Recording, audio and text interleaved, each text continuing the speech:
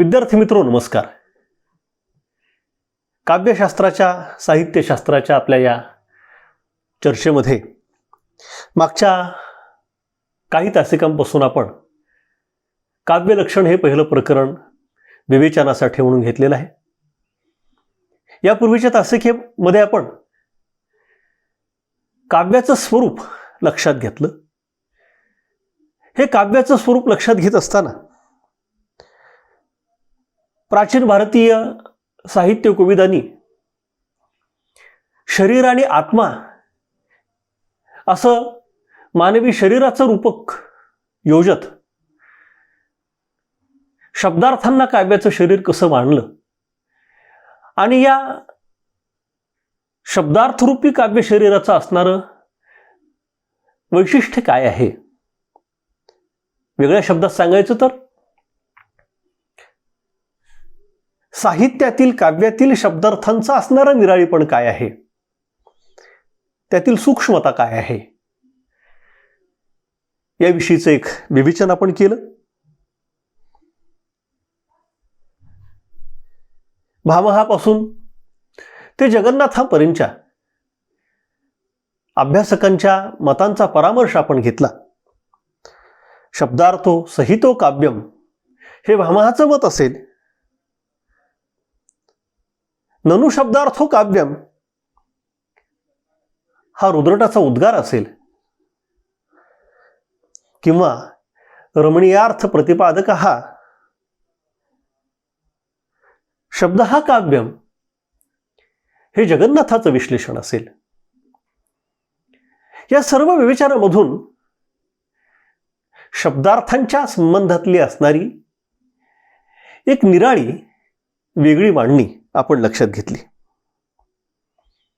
या चर्चेचा समारोप करत असताना आपण असं म्हटलं होतं की शरीर आणि आत्मा असं रूपक योजत कविता कामिनीचं एक आगळं वेगळं दर्शन भारतीय साहित्यशास्त्रज्ञांनी आपल्याला घडवलं. शब्दार्थ हे जर काव्याचे शरीर असतील तर स्वाभाविकच पुढील मुद्दा उपस्थित झाला की या शब्दार्थरूपी काव्य शरीराचं आत्मतत्व काय. ज्या आत्मतत्वामुळं, ज्या प्राणतत्वामुळं शरीरामध्ये चैतन्य निर्माण होतं,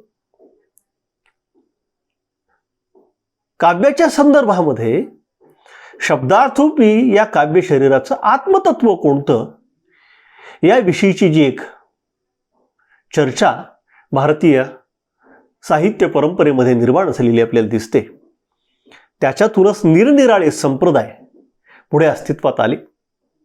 अलंकारांपासून सुरू झालेली ही चर्चा नंतर रस सिद्धांतापर्यंत, ध्वनी सिद्धांतापर्यंत जाऊन पोहोचलेली आपल्याला दिसते. अलंकार, वक्रोक्ती, रीती, औचित्य, ध्वनी आणि रस अशी ही अत्यंत रंजक, अत्यंत उद्बोधक आणि काव्याच्या निरनिराळ्या पैलूंवर प्रकाश टाकणारी ही जी एक वैशिष्ट्यपूर्ण चर्चा आहे, या चर्चेला आपल्याला या तासिकेमध्ये प्रारंभ करायचा आहे. मित्रो, काव्यलक्षणाच्या या विवेचनामध्ये अर्थातच पहिलं काव्यलक्षण आहे, पहिलं काव्यतत्व आहे ते अलंकार. यापूर्वीच्या तासिकेमध्ये वामनाच्या एका विधानाचा उल्लेख येऊन गेलेला आहे. वामन काव्याचं निराळेपण सांगत असताना सहजपणे उद्गारून गेला, म्हणून गेला, काव्यम ग्राह्यम अलंकारात सौंदर्यम अलंकारः.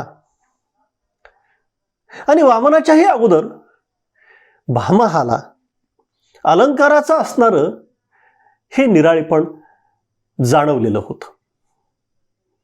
अलंकार हा शब्द आजही आपण व्यवहारामध्ये वापरतो.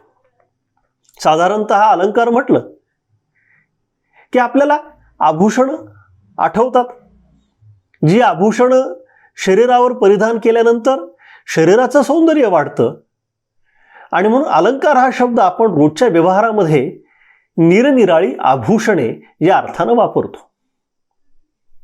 साहित्याच्या संदर्भामध्ये आज अलंकार हा शब्द जो प्रचलित आहे विशेषतः काव्यात, तो शब्दालंकार आणि अर्थालंकार या अर्थांनी.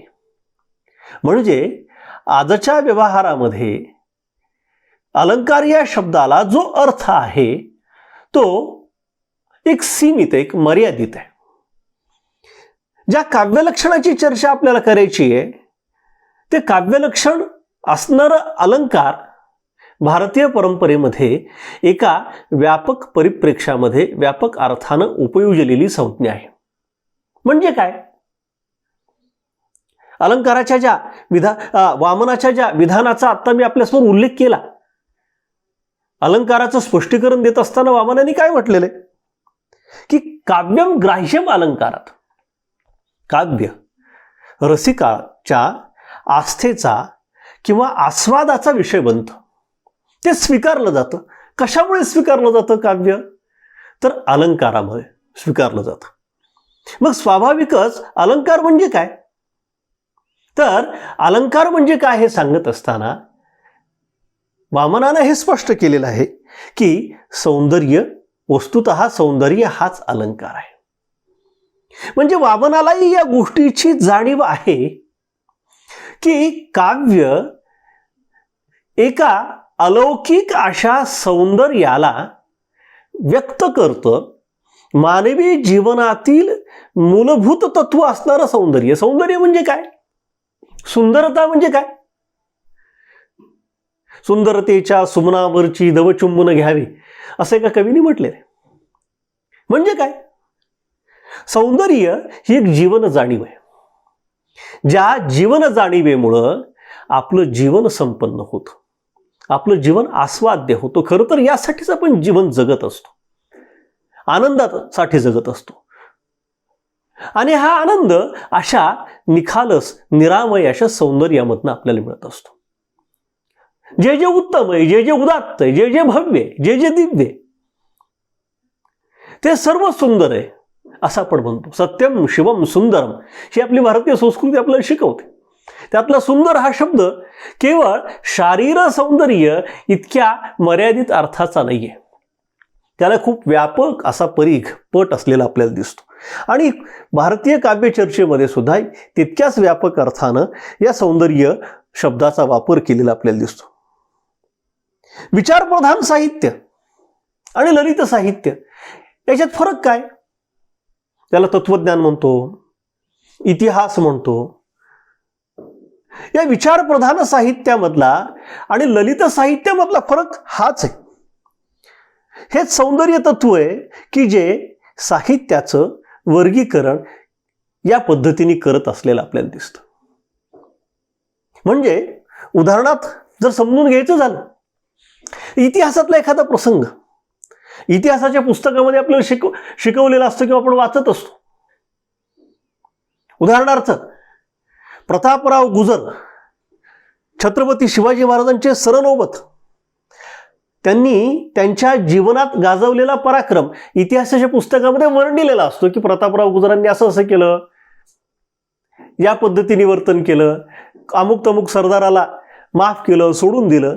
शिवाजी महाराजांनी त्यांना पत्र लिहिलं, त्यात खडसावलं महाराजांनी त्याला की तुम्ही असं असं कसं काय केलं. त्यामुळे प्रतापराव गुजरांना राग आला आणि त्या रागाच्या भरामध्ये ते शत्रूच्या शिबिरामध्ये चालून गेले. मोजकेच लोक होते, 7च जण होते आणि त्यात त्यांना हौतात्म्य पत्करायला लागलं. इतिहासाच्या पुस्तकामध्ये प्रतापराव गुजरांच्या जीवनातील प्रसंगाचं असं वर्णन केलेलं असतं. परंतु हाच प्रसंग जेव्हा कुसुमाग्रजांसारख्या प्रतिभाशाली कवीच्या समोर येतो किंवा कुसुमाग्रजांच्या प्रतिभेचा या प्रसंगाला स्पर्श होतो, तेव्हा स्वाभाविकच त्याच्यातून एका अत्यंत अद्वितीय अशा काव्याची निर्मिती होते. म्यानातून उसळे तलवारीचं पात, वेडात मराठे वीर दौडले सात. आपण हे काव्य ऐकलेले. इतिहासाच्या पुस्तकामध्ये वर्णिलेला प्रसंग आणि कुसुमाग्रजांनी त्यांच्या कवितेमध्ये चितारलेला प्रसंग, विशेषणांचा उल्लेख करत असताना इतिहासाच्या पुस्तकात वर्णिलेला असं मी म्हणतो आणि कवितेत चितारलेला असं मी म्हणतो. या विशेषणांमध्ये एक वेगळा अर्थ गर्भित आहे. लक्षात घ्या, हा जो भेद निर्माण झाला, तो भेद कशामुळे निर्माण झाला? की केवळ एका सौंदर्य या तत्वामुळे. विचारप्रधान साहित्यामध्ये आणि ललित साहित्यामध्ये किंवा काव्यामध्ये हा मूलभूत भेद असलेला आपल्याला दिसतो आणि तो भेद सौंदर्य या तत्वामुळे निर्माण होतो. वामन या सौंदर्यालाच अलंकार असं म्हणत असलेलं आपल्याला दिसतो. कवीच्या वैशिष्ट्यपूर्ण शब्दार्थ योजनेमुळे, लक्षात घ्या, कवीच्या वैशिष्ट्यपूर्ण शब्दार्थ योजनेमुळे काव्य सौंदर्य निर्माण होते. शब्द योजना कशी आहे? वैशिष्ट्यपूर्ण आहे. तिला प्रतिभेचा स्पर्श झालेला आहे. आता उदाहरण दुसरं घेऊन जर बोलायचं झालं, प्रचलित असणारं ठाऊक असणारं उदाहरण आहे, परंतु तरीही सांगतो. वाक्य असं आहे की प्रियेचे मुख सुंदर आहे. ही जी माझी प्रिया आहे ना, ह्या प्रियेचं मुख खूप सुंदर. एक साधं विधान आहे, पण याच विधानाला जेव्हा कवीच्या प्रतिभेचा परिसस्पर्श होतो तेव्हा कवी सहजपणे म्हणून जातो, कोणता मानू चंद्रमा भूवरीचा की नभीचा. लक्षात घ्या, आता याच्यामध्ये असणारी शब्दांची जी वैशिष्ट्यपूर्ण मांडणी आहे, ही वैशिष्ट्यपूर्ण मांडणी शब्दामध्ये असणाऱ्या आशयाला आणि आशयामध्ये दडलेल्या मूलभूत मानवी भावभावनांना स्पर्श करत असलेली दिसते.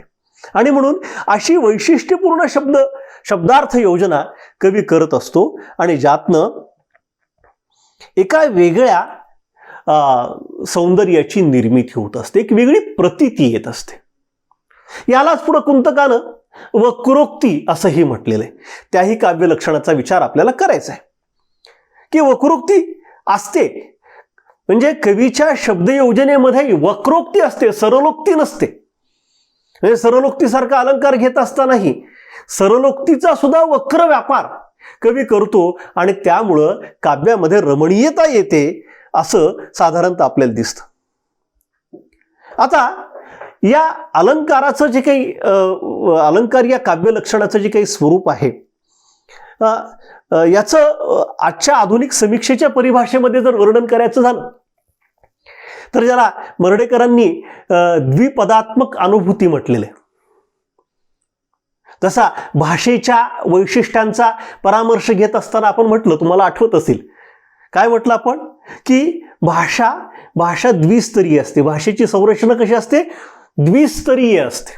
तसं कवितेमध्ये सुद्धा, काव्यामध्ये सुद्धा द्विपदात्मक मांडणी असते असं मर्ढेकरांनी सांगितलेलं आहे. आणि अलंकारांच्या संदर्भानं आपल्याला ते या ठिकाणी समजून घ्यायचं. सामान्य व्यक्ती वस्तूच्या सौंदर्याचे केवळ सरळ वर्णन करेल.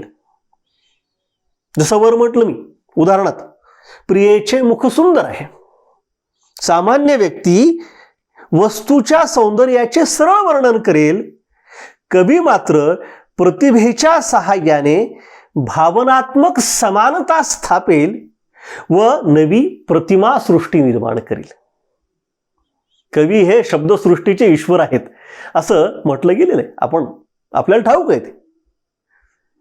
फुलराणीसारख्या कवितेमध्ये आणि अनेक कवितांमध्ये आपल्याला ही अशी द्विपदात्मकता दिसते. सर्वसामान्य माणूस सरळपणे बोलतो. वैचारिक साहित्यामध्ये जी मांडणी असते ही साधी सरळ मांडणी केलेली असते. संस्कृत परंपरेमधलाच, भारतीय परंपरेमधलाच राजशेखर हा अभ्यासक जो आहे तो कवीच्या अशा वैशिष्ट्यपूर्ण शब्द योजनेला प्रतिभास निबंधन असं त्याचं वर्णन करतो, त्याला संज्ञा देतो. काय म्हणतो राजशेखर, की कवीची ही जी वैशिष्ट्यपूर्ण भावाभिव्यक्ती करण्याची शैली असते किंवा त्याच्यामधली जी एक क्षमता असते, त्या क्षमतेला तो नाव देतो प्रतिभास निबंधन. म्हणजे प्रतिभास म्हणजे काय? प्रतिभास ही कवीची चमत्कृतीपूर्ण प्रतीती असते. प्रतीती म्हणजे जाणीव, जाणणं, उमजणं, समजणं. कवीला जे जाणलेलं असतं, कवीला जे समजलेलं असतं ते काव्यातनं शब्दांच्या द्वारा जेव्हा तो मांडतो तेव्हा तो चमत्कृतीजन्य पद्धतीने मांडत असतो.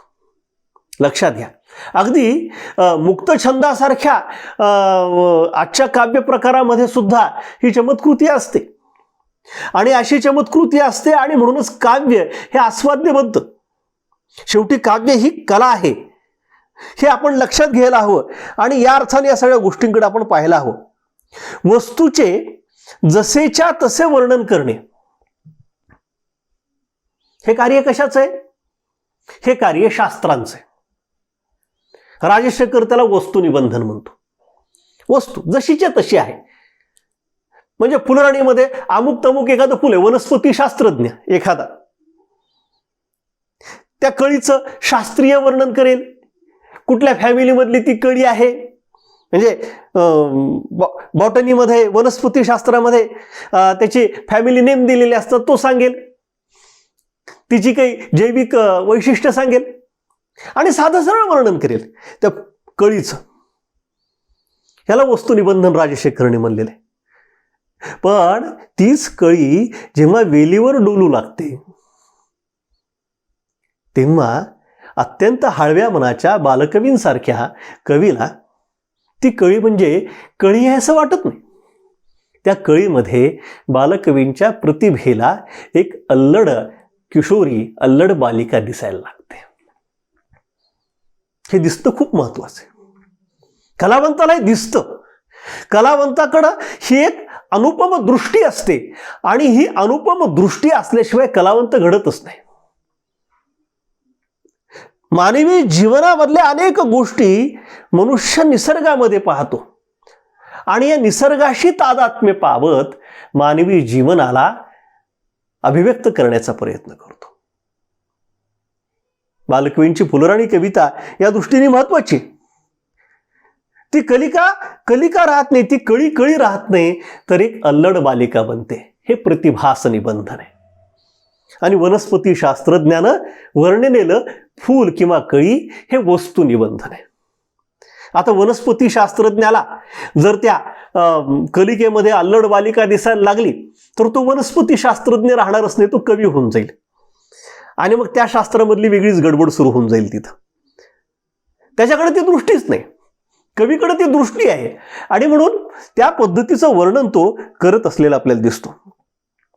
याच कलिकेचे शास्त्रीय परिभाषेत वनस्पती शास्त्रज्ञ जर वर्णन करायला लागला, मी आत्ता म्हटल्याप्रमाणे गडबड होऊ शकेल. आणि म्हणून राजशेखरने हे वर्णन केलं अलंकारांच्या बाबतीमध्ये की त्यांनी सांगितलं की प्रतिभास निबंधन आणि वस्तुनिबंधन हे दोन प्रकार असतात लेखनाचे, ज्यातून वैचारिक साहित्य निर्माण होतं आणि ज्यातनं ललित साहित्य निर्माण होतं. ह्या गोष्टी आपण लक्षात घ्यायला हव्यात.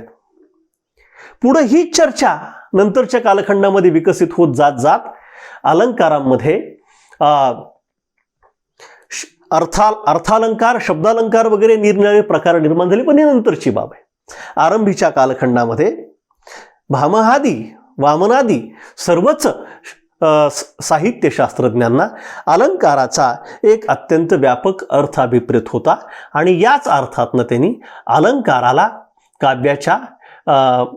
काव्याच्या महत्वाच्या स्थानी आत्मपदी जरी म्हटलं नसलं, काव्याला त्यांनी आत्मपदी जरी विराजमान केलेलं नसलं, नंतरच्या अनेक नंतर पुढं रीतीचा उल्लेख करत असताना, औचित्याचा उल्लेख करत असताना, रसाचा, ध्वनीचा उल्लेख करत असताना ते जीवित आहे, ते आत्मा आहे वगैरे वगैरे विधाने केलीत. अलंकाराच्या बाबतीत असं जरी म्हटलेलं नसलं तरी अशा अलंकारामुळं काव्य ग्राह्य होतं, रसिकाच्या आस्वाद्यतेचा विषय बनतं. हे विवेचन वामनांनी केलेलं आहे आणि म्हणून हे पहिलं काव्यलक्षण मी आपल्यासमोर ठेवतोय, अलंकार. मित्रहो, आपल्याला यानंतरच्या तासिकेमध्ये दुसऱ्या काव्यलक्षणाचा विचार करायचा आहे, वक्रोक्ती. अलंकारातनंच वक्रोक्तीचा उदय आहे. अलंकाराची मांडणी ज्या भामवामनांनी केली त्यांनीच पुढं वक्रोक्तीसारखं सुद्धा काव्यतत्व सुस्थापित करण्याचा प्रयत्न केलेला आहे. कुंतकाला याचा आपण श्रेय देतो, परंतु भामहाच्या मांडणीमध्ये आणि वामनाच्याही मांडणीमध्ये वक्रोक्ती या काव्यालंकाराचं स्वरूप स्पष्ट होतं. कसं होतं याचा विचार आपण यानंतरच्या तासिकेमध्ये करणार आहोत. मला वाटतं आपल्याला हे पहिलं काव्यलक्षण समजलं असेल, आपल्या काही अडचणी असतील या संदर्भातल्या किंवा आपले काही प्रश्न असतील तर आपण मला माझ्या यूट्यूब चॅनलवर हे प्रश्न टाकावेत, आपल्या अडचणी टाकावेत, म्हणजे आपल्याला अधिक चांगली चर्चा अनुरोधानं करता येईल. एवढं बोलून ही आजची तासिका मी थांबवतो. धन्यवाद.